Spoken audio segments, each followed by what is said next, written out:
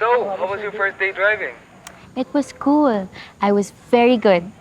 You know naman na I nailed it because, as usual, I'm a fast learner. Very good.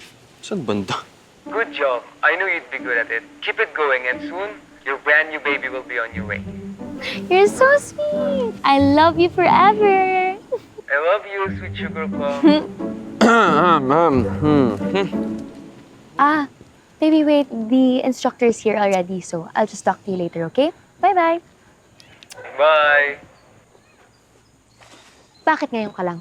Sorry naman, nag-CR lang eh. Okay lang? Hindi, late ka. Ayoko nang nalilate. Sa susunod, hindi na yan pwede. Lalo na today. Puyat ako, galing akong shift. Gusto ko makauwi agad at makatulog. Okay po, ma'am. Attitude? Check. Anger? It will lead to road rage? Check. Marami ka pang isusulat. Ma'am, mahaba pa. Mahaba Meron pa. pa. Check. Galing. Check. Kamusta yung pasada mo kagabi? Galing din? Buti hindi ka pa nabubuking, no? Ikaw naman, ma'am. Hindi ka na mabiro. Tingnan mo. Oh, score mo ngayon. Very good. Pati kahapon. Very good ka din. Tara na. Okay, let's go. Sige. Okay. Dahan-dahan, straight ahead. Ay, wait lang, may tumatawag. Oh, ma'am, bawal yan. Mamaya na yan. Alam mo, meron tayong anti-distracting law. Makukulong ka niyan. Anti-distracting law, anti-distraction law. Ah, nabago na naman pala. Ma'am, eyes on the road. Tumingin ka sa diretso. Tumitingin ako sa diretso. Tingin-tingin ka pa sa iban. Dito naman ako eh. What? Ah, wala. Sabi ko, eyes on the road. Thunder. Teka, bakit dito mo ako dinala, ha? Parang walang katao-tao dito. Siguro manyak ka, no? Bahala. Manyak ka, manyak ka, Ma'am! manyak ka. Ma'am, ano ba? Manyak ka talaga, alam ko na. Relax. Dinala kita dito dahil tuturuan kita ng parallel parking. Ay, sakit ah. Sabi ka naman. Para di ka nahapas. Doon, yan. Tapatan mo yung kotse na yun. Onte. Yan! Perfect. Okay. Okay, lagay mo, oh, reverse. Lagay mo sa reverse. Yan. Reverse ha. Tignan mo yung side mirror mo doon. Tapos yung manibela mo, i-full mo on the left. Dito? Yes. Tapos dahan-dahan. Sige, andarin mo na. Basta.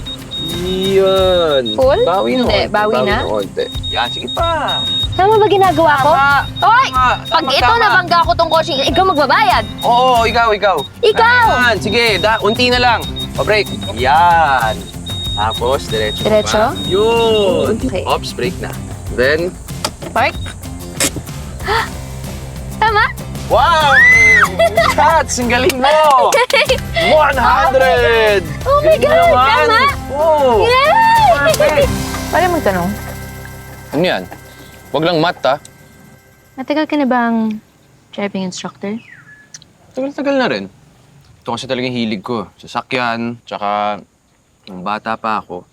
Ito rin yung banding namin ng airpods ko. Pagbuting-ting ng mga kotse. Nung wala na siya yun, pinamana niya sa akin yung luma niyang sasakyan. Kaya naman pala, ang galing-galing mo magturo. Talaga ba? Noong mga unang araw, lagi mo pinapagalitan. Ngayong kumakain na tayo, ang galing ko na agad. Busog na. Grabe Hindi, ka. syempre lagi akong puyat, no? As a call girl. Call girl ka?